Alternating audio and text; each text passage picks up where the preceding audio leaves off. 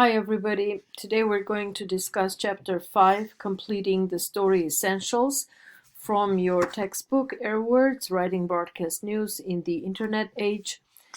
I would like to begin by saying that the most important aspect of a broadcast story is its captivating nature.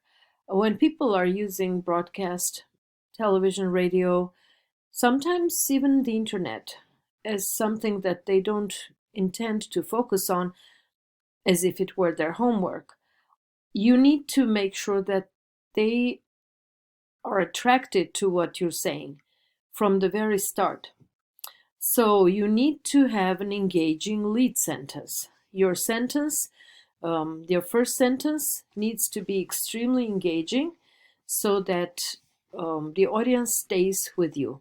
And they always have choices. They can go to another channel, they can go to another news source, another story.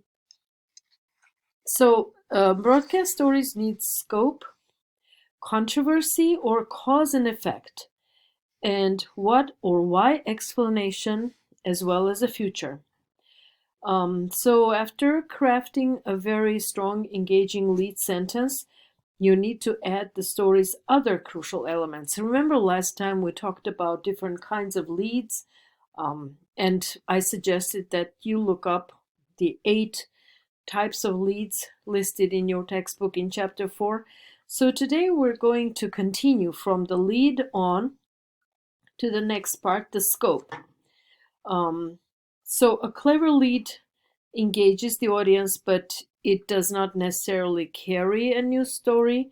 The writer needs to concentrate on ensuring that other vital elements such as scope and proximity, controversy, as well as cause and effect, an explanation of central questions or the future are included in the story. So with this, I'm also going to comment on some of your work and bring up places where those elements of a story were not explained. For instance, if I'm saying police captured a big load of cocaine, possibly floating for a long time, I need to say floating where, needs to be cause and effect, needs to be explanation. And if the where comes much further, 2-3 sentences, that's considered much if we're dealing with 30 seconds. If it comes even 2 sentences later, that might have already disrupted the thought process of the listener. So easier to say floating on water instead of keeping the audience pending and then 2 sentences later saying that it was washed ashore in a vessel.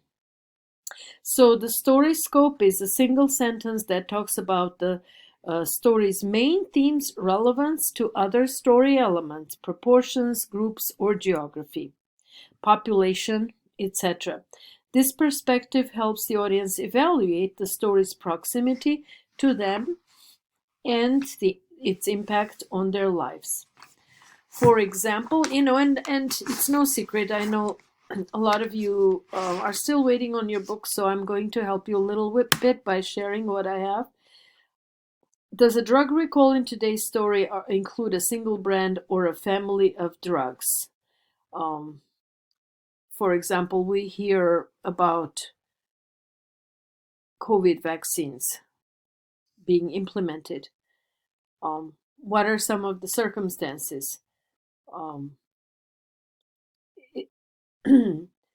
If we're talking about a drug recall, is it cause or effect? Is it being recalled because it is bad? How is it going to be nationwide? How many portions of the drug are we talking about? So a single general statement can usually answer these questions and can be covered in very small amount of time. Here are examples. I'm going to read some examples for you. So these would be second sentences, not lead sentences. The cuts will affect almost half of the workers in the Department of Motor Vehicles. Another one. The opening of the solar panel plant may mean 300 new jobs in the Tri-County area. The hurricane is headed for a 300-mile stretch along the North Carolina coastal islands. Forecasters say this may be the heaviest rainfall in 10 years to hit our area. So these are 4 different stories, and the second sentence of each of these stories is giving us the scope. So let's review what we learned. The scope means the impact of a story, the impact of the main facts of the story. How much territory does it cover? What's the geography? What's the population? Controversy or cause or effect. Explain why is it controversial. Explain, what caused what was the reason. And here the textbook is warning us that there is a difference between no comment and we could not reach them for comment, because if a person says no comment, it means that you spoke with the person, but the person declined to comment on a particular thing or anything. But if you could not reach them for a comment, it may be that they were outside of the cell coverage zone or something. Each phrase contains baggage, and we're warned already in our previous chapters not to include anything that can be loaded. So we might just say at the time of broadcast, such and such company or party or individual could not be reached for a comment. Or even better, instead of passive voice, you could use your station's name. NPR often says NPR was unable to reach such and such for a comment. A second lingering question in a story may come from a simple statement dropped innocently into the narrative. For example, a story could say, the police later released the suspect. This might belong to a later discussion of the why, or it could simply be asking for your diligence in completing the cause and effect. In this case, it might be police later released the suspect on bail. So don't leave anything hanging. Police later released the suspect. Why? On bail, or because the suspect was innocent. Always. So what I'm trying to say here is, if you make a claim, if you make a statement, always close it right there in the same sentence. Don't leave it open. Don't leave it hanging. Okay, the why and what paragraph. I will bring you an example. Stories often set up a question about an item's unique nature or central topic and then never get around to answering it. This is frustrating. Writer needs to be certain that you are providing answers. That's journalism. And by the way, again, I'm never tired of repeating that in journalism we do not ask questions, even rhetorical ones. They're not making our speech more beautiful, more persuasive. They're just making our speech more annoying and less convincing. This is my personal view, and the school where I was educated taught me that, and I believe that as journalists, as reporters, your role is to inform the public and not to pose questions to the public.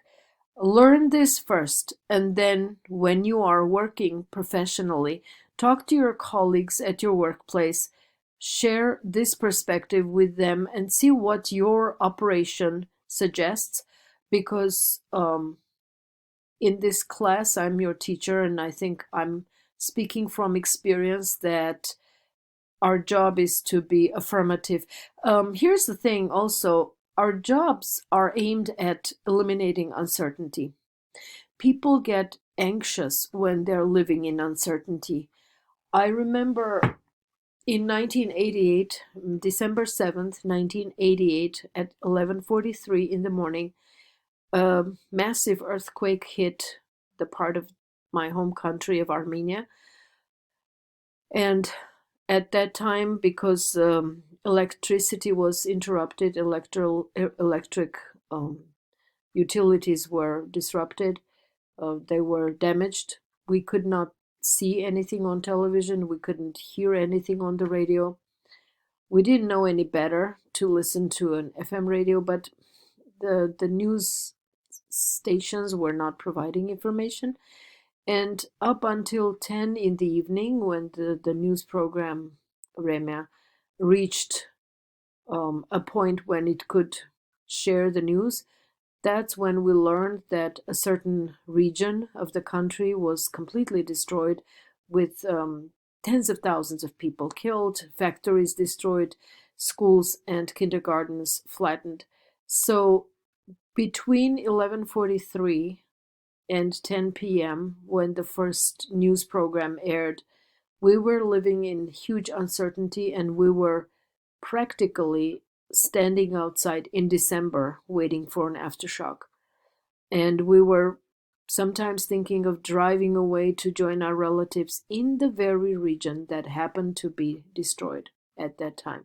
So, what I'm saying is, our job as journalists is to eliminate uncertainty, to give certainty to people, and to give them peace of mind, to show them that they can be in control. And at least one thing we can do: control information in a way that's accurate, that's reliable, that's double, triple checked, and that gives you confidence and knowledge in your ability to live in your environment. So here's an example of a script that lacks a why paragraph. A new charter high school in Jacksonville is completely high-tech. The 65 students at the Flex Street campus show up each day with a laptop computer and cover the same range of classes one would find in a traditional school. There are even sports teams, social activities, and school dances. Public funds pay for this alternative experiment, and the teachers say it is working. Students at Flex High finished in the top 10% of Florida's high school enrollment. So this is very compressed, and it's frustrating. And how is it different? It leaves out a core element. The teachers do not stand in front of the classroom, and the students take all their courses as self-paced instruction online. Haha. In 2021, this would not surprise anybody. This would not be an experiment. It's commonplace. But here's a rewrite. A new charter high school in Jacksonville is completely high-tech. The 65 students at the Flex Street campus show up each day with a laptop computer, but do not sit in classrooms. They take all their courses at a self-paced speed online. Teachers are available for consultation. The curriculum includes the same range of classes, etc., and etc., etc. So you need to find the missing questions and include the why and why and when. Missing questions can be found by having someone read your story, reading it back to yourself. Forget that you know everything behind the story. Just read the information and see what's missing. It is hard, but it needs to be done. And finally, the concept of a payoff. Classic narrative suspense patterns occasionally are useful for features and human interest stories. A payoff model builds the sense of mystery and natural drama by releasing incomplete bits of information a little at a time, while alerting the audience that the important information will arrive later. So you can read the examples. I don't have much time to read. There are some exercises about payoff, but payoff is when you're building tension, building up interest among your audience members, and then giving them the answer. But as you build up that pressure, you're still giving pieces of information. You're not just winding up a spiral that's not going to be released. You're giving them pieces of reliable, truthful information, chunk by chunk, and thus, developing a drama. Remember that we are hardwired to tell stories and to listen to stories, and every story develops like a fairy tale. There is a journey, there is a quest, there is culmination and resolution. So we will talk about this later in our class, and until then, thank you for listening.